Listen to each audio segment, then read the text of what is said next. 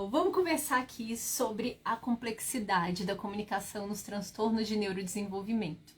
Eu recebi uma pergunta muito legal no curso, que lá no nosso grupo do Telegram eu respondi pro pessoal, eu conversei sobre isso. Só que eu achei tão boa a pergunta que eu falei assim, gente, eu não posso deixar restrita para quem tá no curso, eu tenho que vir aqui conversar. Uma mãe perguntou assim, Dani, eu noto que é tão difícil pro meu filho se comunicar. Ele parece que às vezes ele entende alguma coisa, mas ele não consegue expressar, é a sensação que eu tenho.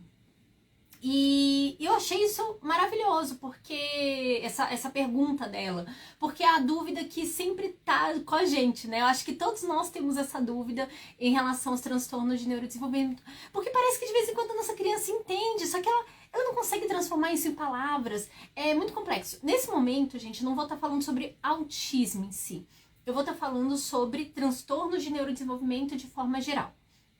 Então deixa eu tomar um gole de água e a gente vai começar, ó, seguindo essa história. Qual é o cerne dos transtornos de desenvolvimento? O que caracteriza um transtorno de neurodesenvolvimento? Vamos lá. O primeiro item que caracteriza um transtorno de neurodesenvolvimento, de forma geral, é a questão da atenção e concentração. Então, dentro dos transtornos de neurodesenvolvimento, a atenção e concentração são coisas muito relevantes. O que vem a ser atenção e concentração? Atenção e concentração é rastrear o ambiente. Então, você rastreia tanto visualmente, de forma auditiva, com tato, enfim, com os nossos sentidos, nós rastreamos o ambiente. Então, isso faz parte desse primeiro tópico de atenção e concentração. Nós distinguimos o que é relevante do que é irrelevante no ambiente. Então, no momento que a gente fez esse rastreio, a gente fala isso é relevante, isso daqui não é. Então, o que normalmente é esperado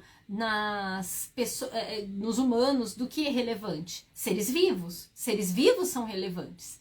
Seres inanimados, máquinas, objetos, normalmente não tem que ser o que é relevante. Então, a mãe entrar na sala, meu Deus, o Dr. Paulo entrou. Agora eu vou ficar com vergonha de falar qualquer coisa. Ai, meu Deus, então, o que é relevante do que não é relevante no ambiente? E essa questão dos distratores, né? Então, assim, na criança, ela tem que ver, a criança, o indivíduo, eu já comecei a me abandonar toda que eu fiquei com vergonha, gente.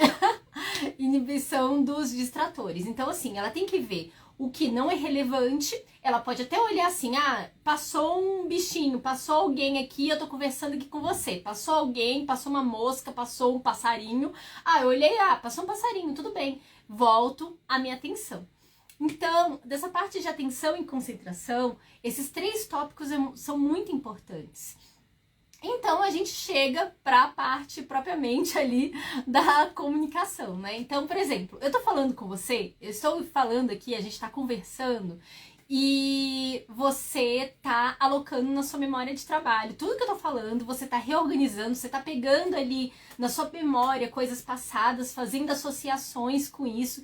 Então, é extremamente complexo. Ao mesmo tempo que você tá me ouvindo, você tá alocando, você tá fazendo conexões com o que você já tem de informação e você quer falar comigo alguma coisa, você vai querer expressar. Então, você vai fazer toda essa ideação, você vai fazer todo o planejamento motor para você falar, e a gente fala não só com a boca, a gente fala com gestos, é toda uma composição, né?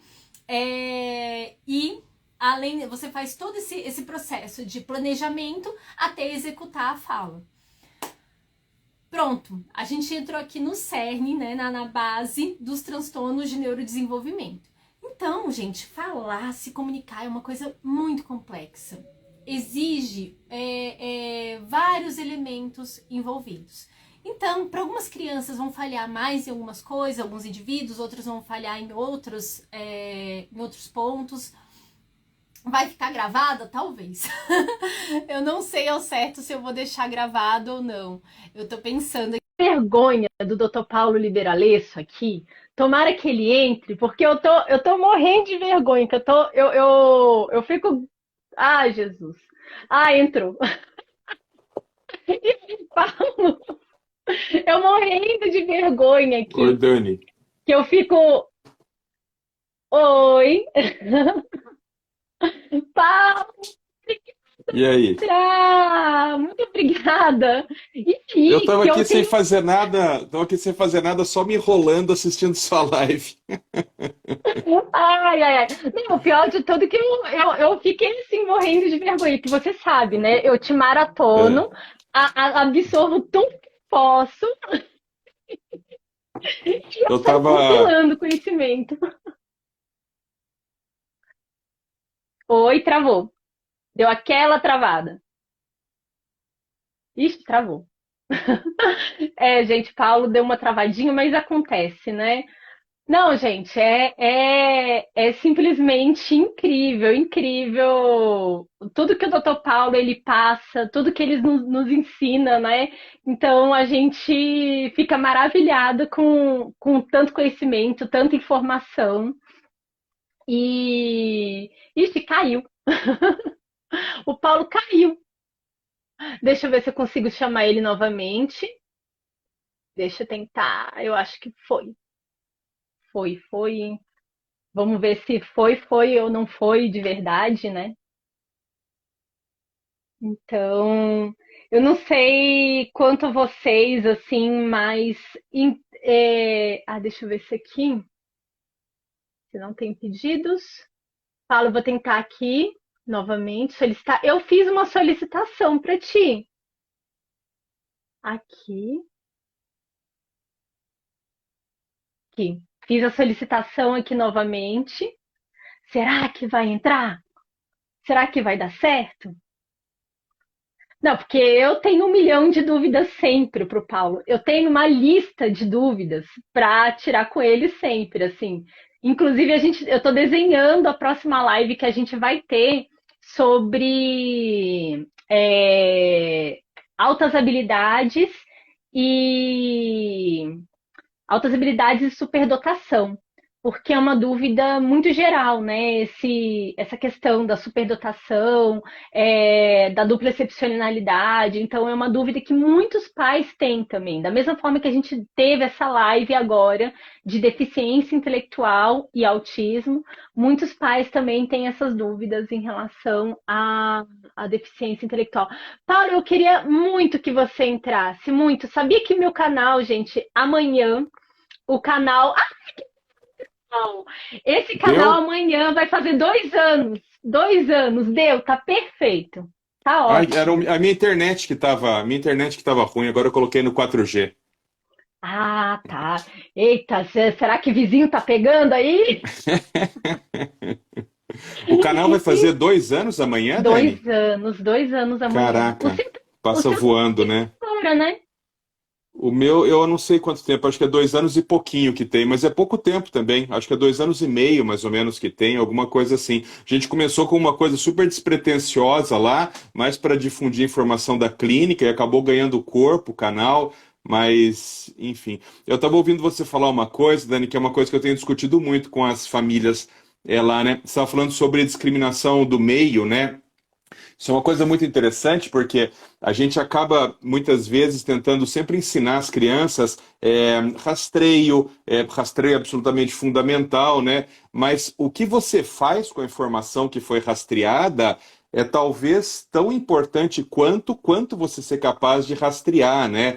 Eu sempre dou um exemplo para as famílias sobre rastreio e tomada de decisão. Então eu estou atendendo ali, está sentada a mãe e o pai na minha frente, né? E eu pergunto para a mãe assim, na hora da consulta, por que que você sentou nessa cadeira? Aí ela fala assim, ué, mas não era para sentar? Eu falo assim, claro que era, mas entenda o que aconteceu. Quando você entrou no consultório, você imediatamente fez um rastreio do que estava acontecendo, você viu que tinha 3 cadeiras aí e uma para cá. Logo, isso te levou a uma tomada de decisão. E essa tomada de decisão, ela passa por experiências prévias, né? Quer dizer assim, como você já viu muitas pessoas sentando em cadeira, quando você vê uma cadeira lá, você sofre o tal do estímulo discriminativo do meio e você vai lá e senta na cadeira.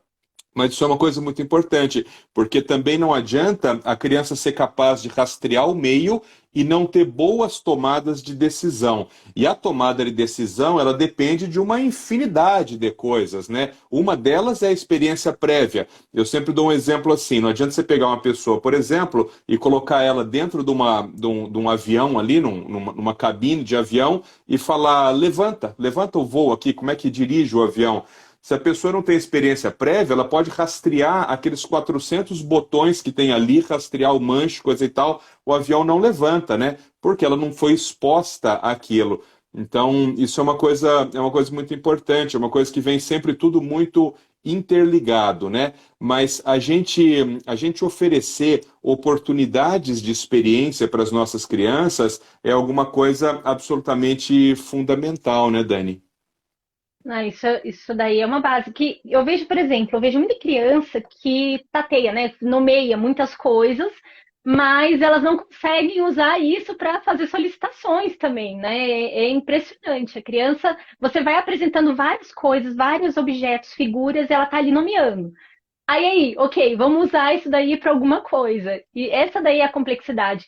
E eu vejo, Paulo, que isso daí vai além das crianças com déficit, transtornos de neurodesenvolvimento. Isso daí está muito enraizado na nossa forma de educação, né? Acho que ontem a gente estava discutindo um pouco sobre Sobre aquele isso. livro curioso. Abafa, Gente, olha, abafa aquele livro que aquilo lá não. não, faça o seguinte: toda vez que vocês forem comprar um livro que uma pessoa coloca assim, eu estou lendo esse livro, você pergunta para a pessoa antes se a pessoa gostou do livro antes de ler o livro.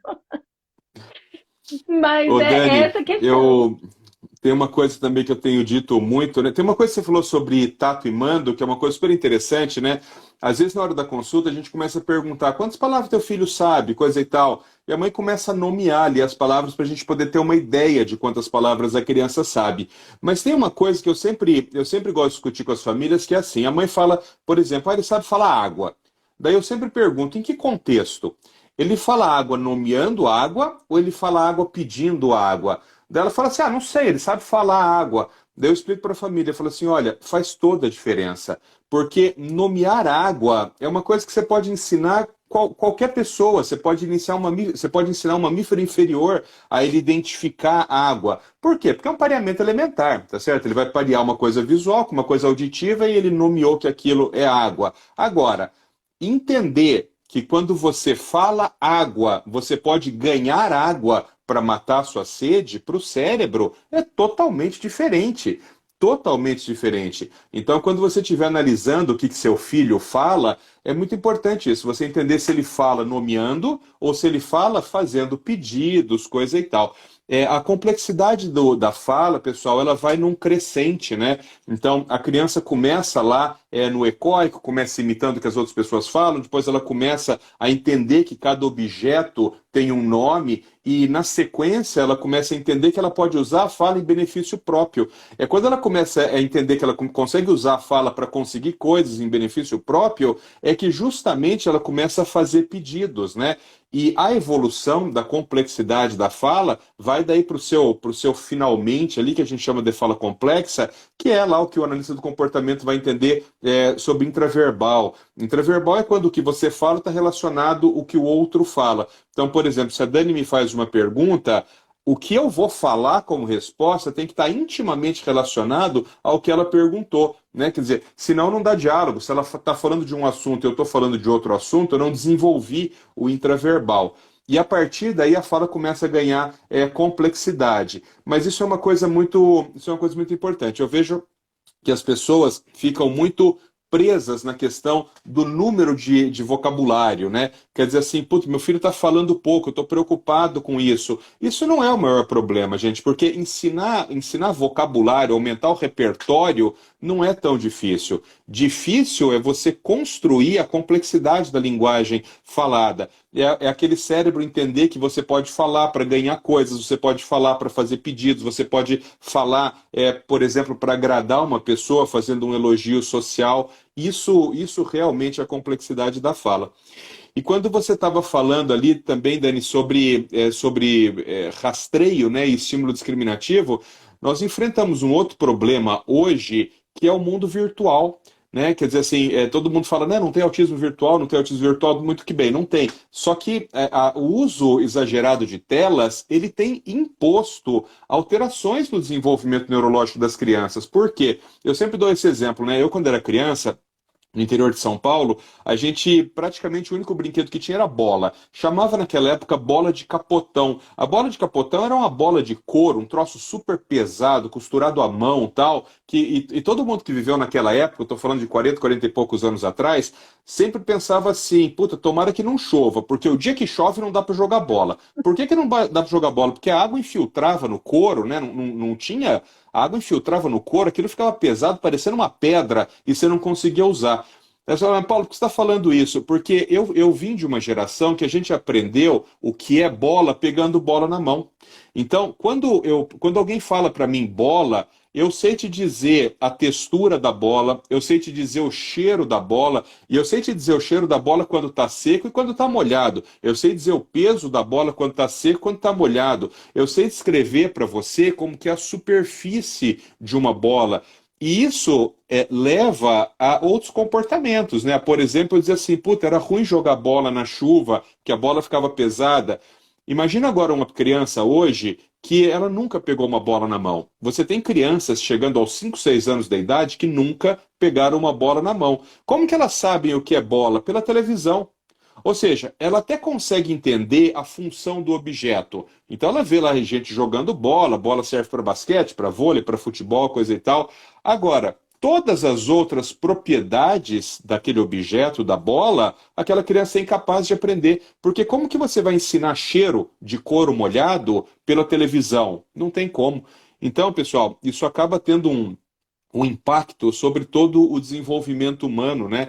E quando você começa a expandir isso para outras áreas do comportamento, você começa a entender, por exemplo, esse exemplo também eu sempre gosto de dar, né? A questão da finilitude da vida.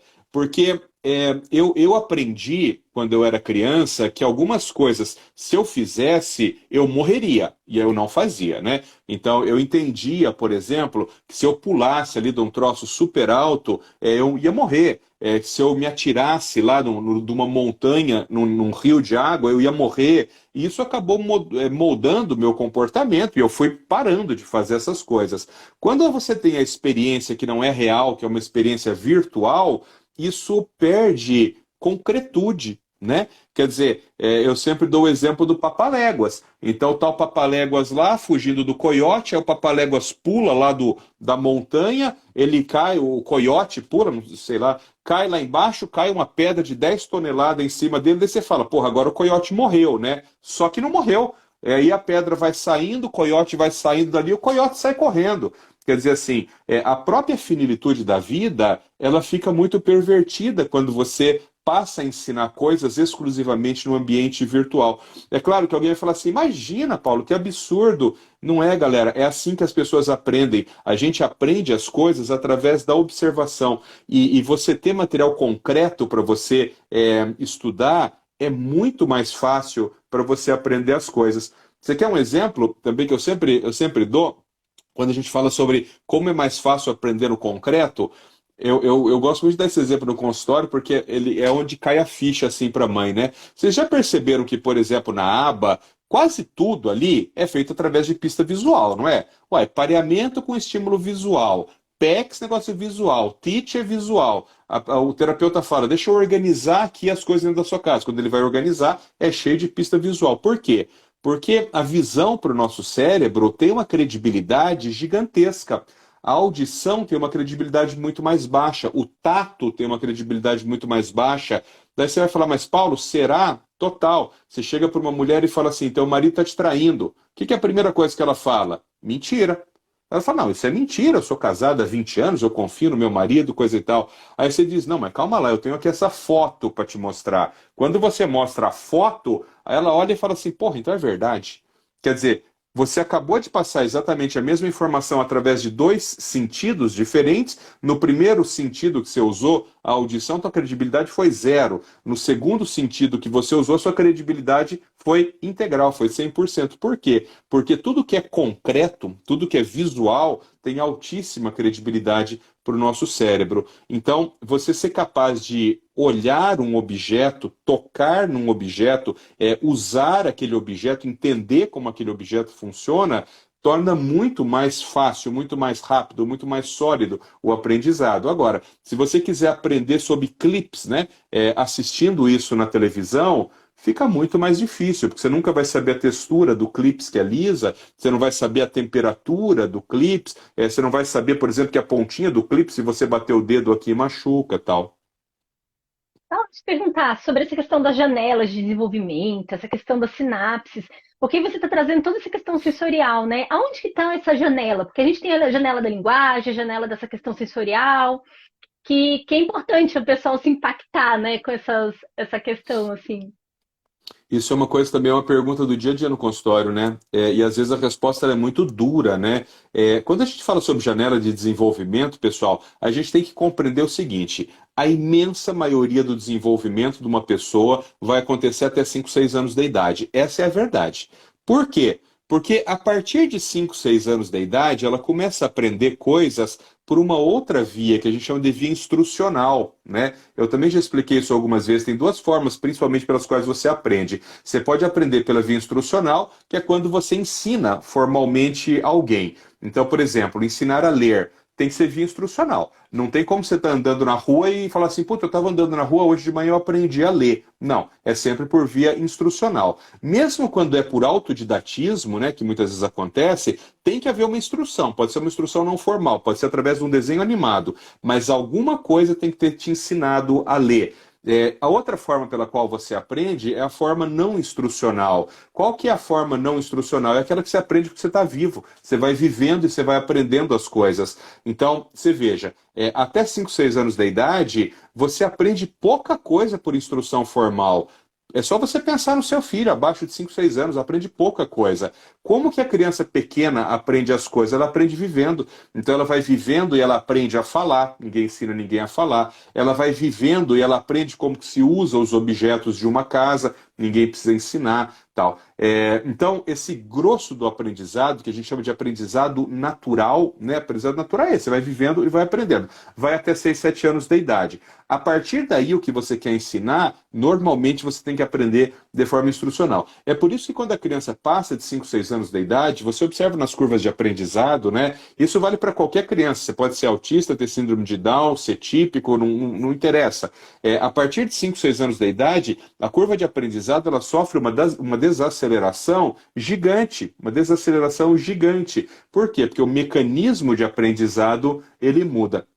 Eu também sempre gosto de dar esse exemplo. Você pergunta para uma pessoa assim, você sabe ler? Ela fala assim, sei. Daí eu falo, onde você aprendeu? Daí ela fala, aprendi lá no primeiro, segundo ano do ensino fundamental com a dona Gise. Ela era minha professora, ela me ensinou a ler. Ou seja, instrucional. Agora você fala assim, você sabe abrir porta? Ela fala assim, sei. Daí você fala, mas de onde você aprendeu isso? Ela fala, não, isso eu não sei. Aonde eu aprendi eu não sei, mas eu sei abrir porta. Por quê? Porque abrir porta é aprendido na contingência do ambiente. Conforme você vai vivendo, você vai vendo que existe um objeto que abre, que fecha, coisa e tal, que a gente chama de porta, né?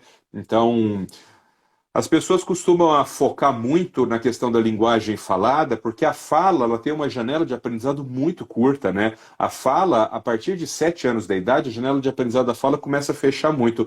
Os estudos que documentaram essa história da janela de aprendizado da fala, pessoal, são estudos que derivam da epileptologia. Por quê? Porque algumas vezes você tinha áreas epiléticas, né? Áreas epileptogênicas que geravam crise em cima da área da fala. E aí o que se percebeu? Que quando você retirava esta área depois de 7 anos de idade, essa criança nunca mais voltava a falar. Quando você tirava essa área da fala que tinha um potencial epileptogênico, potencial de gerar crise antes de 7 anos de idade, depois de algum tempo essa criança voltava a falar normalmente. Ou porque ela tinha realocado as áreas da fala em regiões próximas à borda cirúrgica, próximas àquela região que você havia extraído do cérebro, ou, mais surpreendente, porque aquele cérebro havia jogado a área da fala, por exemplo, estava do lado esquerdo, havia jogado a área da fala para o lado direito e a criança voltava a falar normalmente. Agora, quando você operava essa criança com 9, 10 anos de idade, ela perdia a fala para sempre. Então, a gente sempre se preocupa com isso, porque a janela de oportunidades da fala, ela é muito pequena, né? Existe um ditado, que é um ditado antigo, que diz assim: não adianta chicotear cavalo velho, né? O que é esse ditado, né? O ditado é assim: a pessoa passou a vida inteira fazendo de determinado modo, ela não vai mudar o jeito dela fazer. Por quê? Porque a janela de aprendizado do comportamento humano chega um momento que ela fecha. Então, não adianta você pegar teu marido, por exemplo, o cara está com 50 anos e ele tem um hábito que você não gosta, ou você se separa ou você aprende a conviver com aquilo, porque ele não vai mudar, né? Quer dizer assim, aquele cérebro, ele só sabe funcionar daquele jeito, porque a janela de oportunidade para mudar aquele comportamento já ficou 10, 15, 20 anos para trás, né? E também nosso cérebro tem que ficar mais eficiente. Imagina, o tempo todo a gente tendo que absorver, fazer nova conexão, né? É um gasto energético enorme. É porque, assim, às vezes as pessoas, Gigante. nossa, mas que coisa horrível. Não, mas isso é bom por um lado, né? Isso é bom, e uma vez eu lembro que acho que há 1 ou 2 anos atrás eu estava fazendo uma live com você e você me fez uma pergunta, eu estava falando sobre memória e você me fez uma pergunta sobre esquecer coisas, né? Que é exatamente a Uhum. mesma coisa. Um cérebro de desenvolvimento típico, né? Ele é programado quando ele nasce para ter uma vida útil ali, que antigamente era de 40, 40 e poucos anos e hoje se aproxima de 100 anos. Então, quer dizer assim, o cérebro, quando ele nasce, geneticamente, nós já sabemos que há uma certa potencialidade de desenvolvimento. Então, se você fosse gastar, por exemplo, 20 anos para aprender a falar, você não ia conseguir aprender a ler e escrever, por exemplo, né? Porque são funções que têm uma relação linguagem receptiva e aprender a ler e escrever. Então, cada coisa tem o seu momento para acontecer no cérebro, e é importante que isso seja seguido. É por isso, galera, que muitas vezes você vê uma mãe que chega para você, o moleque autista tem 3 anos e está lendo, e a mãe chega com a boca daqui a aqui, e eu falo para ela, eu falo, linda, isso é péssimo. Isso é péssimo. Por quê? Porque é uma atividade neurológica que é uma atividade extratemporal. Para que serve você ler com 3 anos de idade? Não serve para nada. A leitura ela só tem uma função, é você consumir conteúdo. Uma criança de 3 anos de idade, as outras áreas do cérebro dela, que processam informação auditiva, enfim, outras áreas do comportamento, elas não estão ativas. Então, uma criança de 3, 4 anos que leia, o que ela está fazendo é uma decodificação simbólica, sem função absolutamente nenhuma. Então, a hiperlexia, né, é o típico exemplo de uma função que ela é extratemporal e ela é totalmente inútil, ela não serve para nada. Não se esqueçam também, pessoal, que o nosso cérebro ele trabalha com energia. Que tipo de energia? Energia elétrica, exatamente igual essa que sai da parede ali. Só que a diferença é que da parede sai 110 volts, 220 volts, né? O nosso cérebro trabalha com de 1.000 a 10.000 volts, menos do que isso. Então a gente trabalha com microvolts, com milivolts, né? Mas é exatamente a mesma energia elétrica. E por que isso é importante? Porque se você tem uma área do cérebro que não deveria estar gerando potenciais elétricos e ela está, isso é totalmente aberrante. É bem possível que áreas próximas a essa área sofram uma influência negativa por aquela área que não era para estar funcionando e está funcionando. Então, isso é uma coisa que eu sempre digo para as famílias, né? Você tem um bebê pequeno lendo, não estimule, não precisa punir, mas não estimule, não serve para nada. Não seja aquela mãe que vai comprar o alfabeto móvel, que vai comprar quebra-cabeça do alfabeto, porque não serve para nada. Muitas vezes até um comportamento, do ponto de vista social, que ele é muito ruim. Porque os outros nenês de 3, 4 anos de idade, ninguém está nem aí para leitura. Então, se só o seu filho quer ter esse comportamento e os outros não querem, imediatamente se criou uma barreira de interação social. Paulo, isso entra naquela que eu te falei ontem sobre o paradoxo de Moravec, né? Que a gente fica tão maravilhado com essas coisas extremamente complexas de, sei lá, resolver equações e tudo, que a gente deixa de valorizar esse básico, essa infraestrutura que se tem que desenvolver. E aí é interessante, né, que eu estou conversando, que é mais fácil a gente ensinar para um robô a resolver essas equações, a fazer coisas extremamente complexas, que justamente o que um bebê faz, que atravessa de um canto a outro da sala, sem ficar esbarrando, batendo, justamente assim, essa janela, essa abertura que tem de entender o ambiente, desenvolver a visão, a audição, toda essa questão sensorial que tem que ser trabalhada, Linda. não é Você valorizada. tem uma coisa por trás disso, né, que você não acredita, mas eu acredito, que é a centelha de Deus, né? A centelha de Deus. Não, como Máquina, você acredita? Não, eu máquina não, acredito. máquina não tem alma. Máquina não tem alma. Então a máquina não tem a centelha de Deus. Então você consegue num laboratório, por exemplo, num laboratório de biologia, você consegue reproduzir do ponto de vista proteico um ovo. Mas ele é exatamente igual ao ovo. Só que você pega o ovo, esse ovo que você fez no laboratório e põe debaixo da galinha, não nasce pintinho. Não nasce pintinho. Mas você fala, meu Deus, mas como não nasce pintinho? Ele é igualzinho o ovo, mas não nasce pintinho, porque não tem a centelha de Deus ali. Então, quando Paulo, não tem esse toque, aí o negócio não funciona. você falou uma coisa curiosa. Gente, eu acredito nisso. E assim, às vezes a forma que eu vou lidando, as pessoas ficam. É engraçado, todo mundo tem uma imagem minha, e as pessoas às vezes reproduzem essa imagem, que eu fico assim, impressionada. Eu acho que eu tenho uma complexidade aqui que eu não consigo muito bem me expressar, e aí fica uma imagem que cada um tem. Acaba que tudo é meio assim, né? Mas eu Você sabe que realmente eu eu, tenho minha crença. sabe o que eu acho, Dani? Eu acho que acreditar em Deus é a evolução depois que você percebeu que tudo o resto não funciona. Não sei explicar, mas assim, depois Exatamente, que tem você. uma coisa que a gente não consegue. Se a gente vai lá no Big Bang, se a gente pensa na última estrela que vai existir no universo, depois que todas se apagarem, não tem como a gente escapar de Deus. Você sabe, menina, que eu falo uma coisa que eu gosto muito, que a palavra para mim que mais traduz Deus é conforto. É conforto. Eu não quero discutir, por exemplo, o criacionismo. Eu não quero que alguém me pergunte assim, mas Paulo, o barro pode se virar em carne? Eu não quero discutir esse tipo de coisa, porque a religião, Deus para mim é conforto. Se Deus para você virou punição, se Deus para você virou você aviltar suas crenças, tal, você está acreditando na coisa errada, né? Você está acreditando na coisa errada. Deus para mim é conforto. Por isso que eu nunca entro nesse tipo de discussão, porque eu falo assim, eu acredito, e a fé ela é inata, né? Deixa eu te falar uma última coisa aqui, que já estão me chamando aqui para o almoço. Você estava falando sobre complexidade, isso é uma coisa que a gente tem que pensar muito hoje em dia, viu? Às vezes a gente pensa em ensinar coisas tão complexas para crianças, e a verdade verdadeira é que se você pegar um adulto típico como eu ia falar como nós.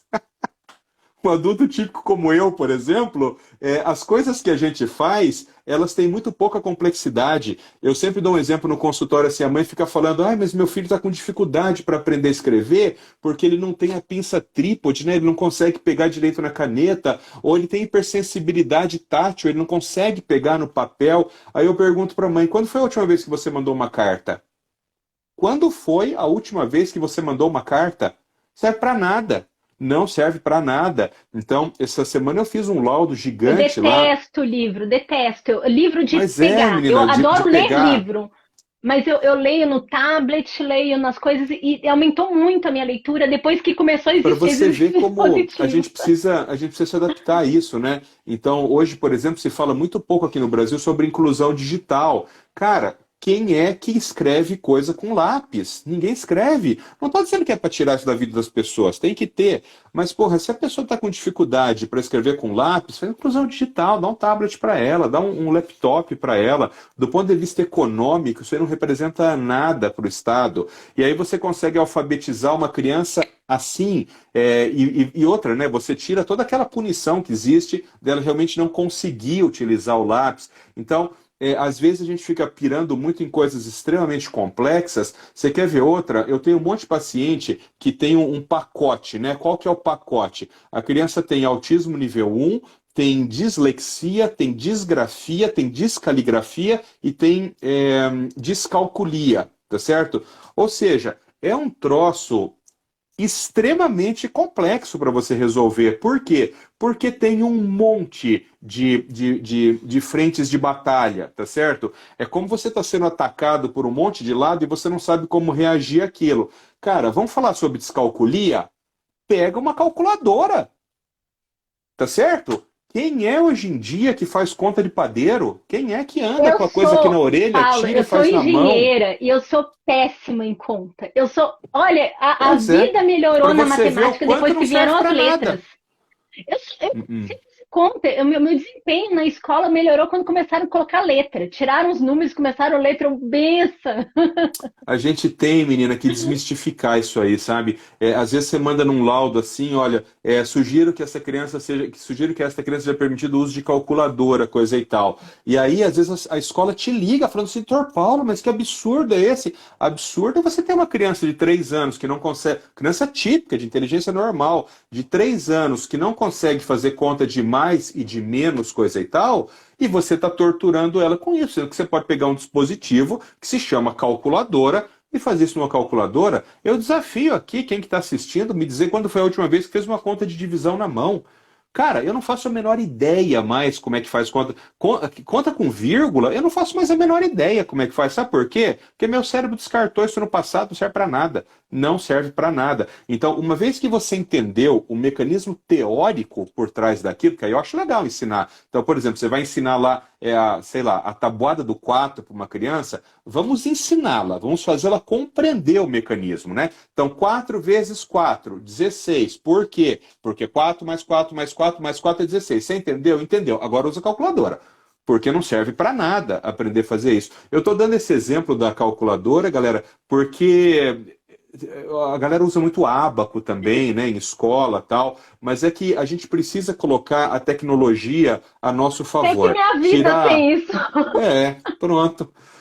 Pô, hoje todo mundo tem um telefone, todo telefone tem uma calculadora, então não tem sentido a gente torturar uma criança que sabidamente tem uma dificuldade nessa área do cérebro, torturar com isso. Às vezes essa criança que vai chegar lá no 6º ano, né, e essa criança vai sair da escola, por quê? Porque você ficou aporrinhando o saco dela com coisas que aquele cérebro era ruim de fazer, mas aquele cérebro era bom em um monte de outra coisa, mas tu resolveu ficar apurrinhando o saco dela com conta de vezes, com conta de dividir. Coisas que, se você pudesse ter tirado da vida dela, ela possivelmente continuaria na escola, né?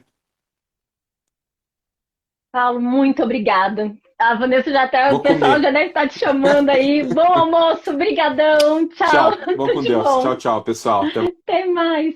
Gente, também vou saindo aqui. Meu marido também já tá me chamando para almoço.